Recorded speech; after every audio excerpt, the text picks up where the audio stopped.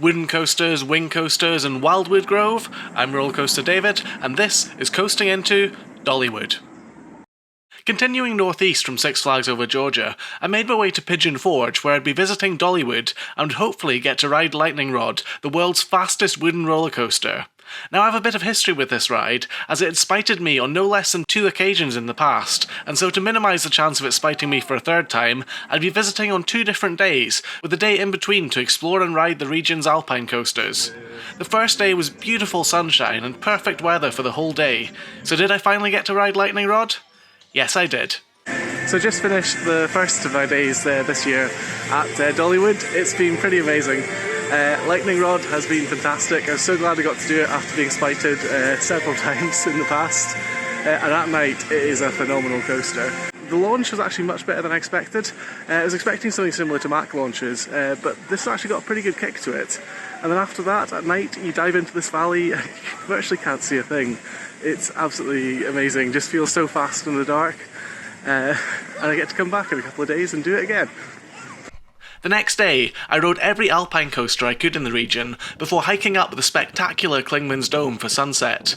The view out over the Smoky Mountains is pretty amazing, and it's something I'd highly recommend doing if you're staying in the area. Unfortunately, when I did come back to Dollywood the next day, the weather was pretty awful, but even in the rain, Lightning Rod kept running, and it was amazing. After riding it, it also meant that as well as every hybrid, I'd also now ridden every one of the RMC wooden coasters. The other RMC woodies, Outlaw Run, Goliath and Wildfire, are fantastic coasters, but I don't think they're good examples of wooden coasters. Wooden coasters have a different feel from steel ones. They feel more alive, more wild, more out of control. You can feel the movement of the track as you ride and the wood flexes. They sound different, they look different, and they're not meant to be super silky smooth. Don't get me wrong, the other RMC woodies are amazing fun rides, but they seem to lack that essence and feel of what a wooden coaster should be. It's kind of hard to explain, but the experience of riding them is nearly indistinguishable from riding one of the RMC hybrid steel coasters, and to me the point of both types of coaster existing is that they should feel different. Somehow, Lightning Rod manages to capture this essence of what wooden coasters are though, much more than the other RMC woodies. It's fast, aggressive, and flies around the track with reckless abandon, and most of all, it feels like a proper wooden coaster. So thankfully there's been a bit of a respite in the rain and it stopped, so I've had a bunch of rides on Lightning Rod again. It's a phenomenal coaster. One thing that really surprised me is the launch is much more forceful than I was expecting. I was expecting something similar to like a Mac launch, but it's actually got a pretty good kick to it. After that, first drop's awesome. The pull up from the first drop's actually got a fair bit of G-force to it, so I was getting a little bit of grey out on that. After that you've got some fun twists with sideways airtime, and then the way back towards the station you just have all these airtime hills that are just one after another after another after another. They're short, but they give really powerful airtime. It's an awesome coaster. One slightly annoying thing about Lightning Rod is that it's quite difficult to video or photograph, as this is pretty much the only view you get of it, as it all goes over a mountain, and then it disappears from sight completely. Another of the park's coasters that's quite tricky to photograph is their wing coaster Wild Eagle. This didn't used to be the case, however, as when I first visited the park, you could get some quite nice views from the queue line of Mountain Sidewinder, but that ride closed last year. It was a bit of a shame to see it go too, as this hybrid of a flume and toboggan ride was pretty good fun, and I can't think of any other examples of a similar ride still operating. Wild Eagle, though, is a pretty good wing coaster. It's built on top of the hill that the park sits on, and as such, one of my favourite things about it is the view you get from the top of the lift hill. On clear days, you actually get a really nice view from the top of Wild Eagle. Unfortunately, that's not the case today due to the rain. But I remember riding it one time at sunset, and it just looked absolutely phenomenal. The ride fits its name quite well too, as it swoops gracefully like an eagle around the mountaintop, although it probably does more inversions than most eagles tend to do. It's very re-rideable, but one strange thing about it is its propensity to get closed due to bees or wasps, a problem I'm not aware any other coaster has.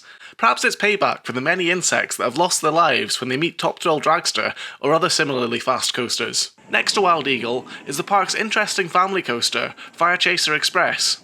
This well-themed ride has a launch out of the station and quite a unique layout. Firechaser Express is another ride they have here. It's more of a family coaster. It's good fun, quite well themed. It starts out with a bit of a launch, not the most extreme, but it's still fun. There's a fun layout with a few pops of airtime, and then there's a backward section. The most original part of the ride is where halfway through you enter a building filled with fireworks and the ride comes to a stop. During this time, the track behind you switches, and fire then spreads from the back of the building to the front, culminating in the largest firework, Big Bertha, falling over and blasting out smoke before the ride launches backwards onto a new section of track.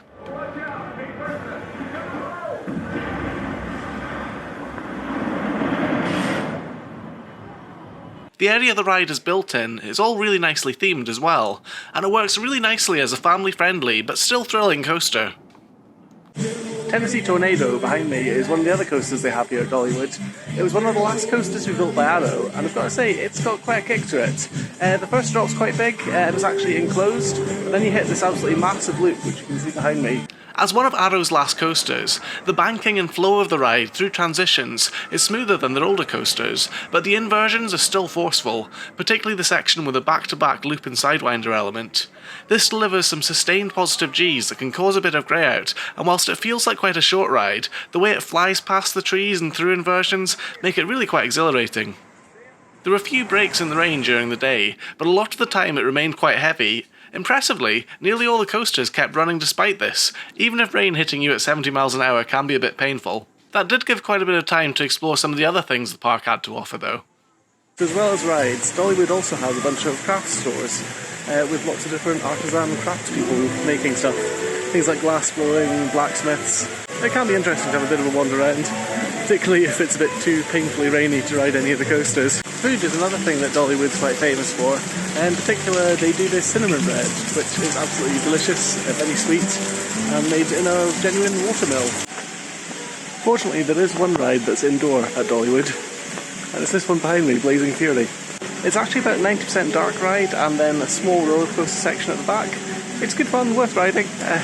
Not the most extreme ride in the world, but when it's wet, worth doing.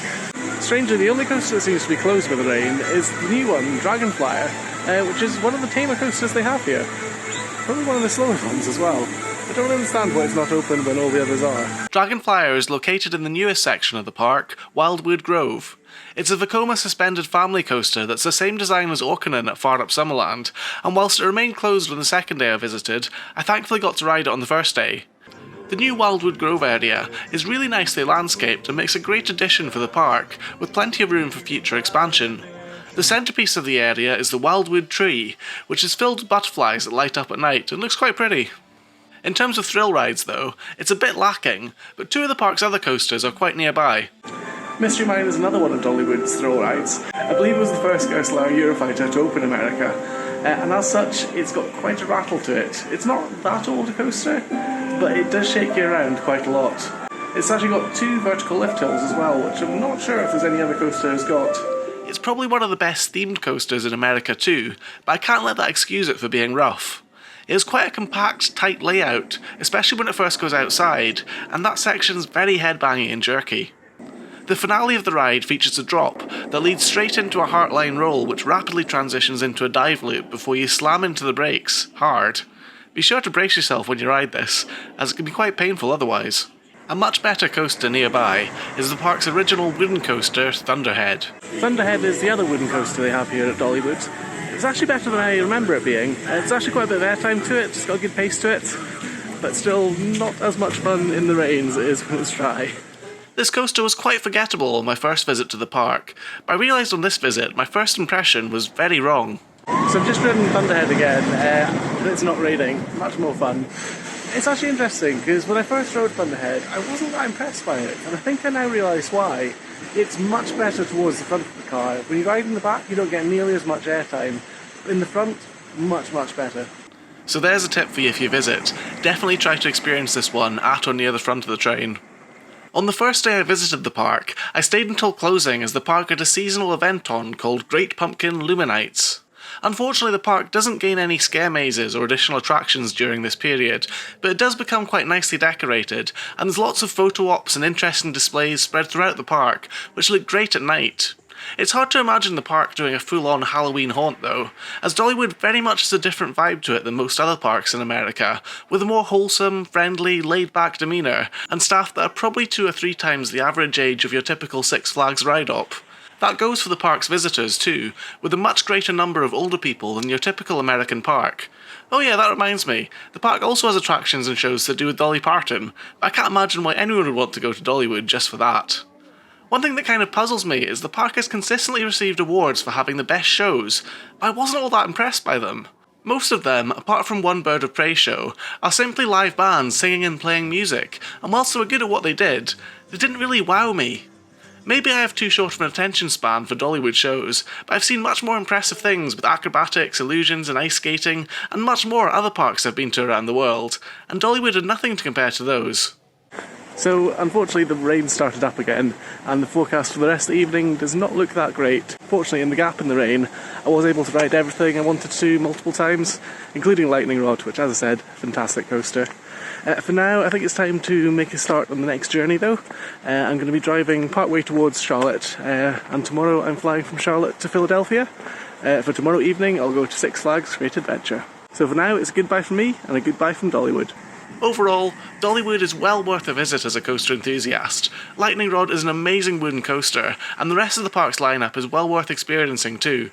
Hopefully you've enjoyed this video, and if you have, be sure to subscribe so you don't miss the next episode. For now, I've been Rollercoaster David, thanks so much for watching, and I'll see you again in another video very soon.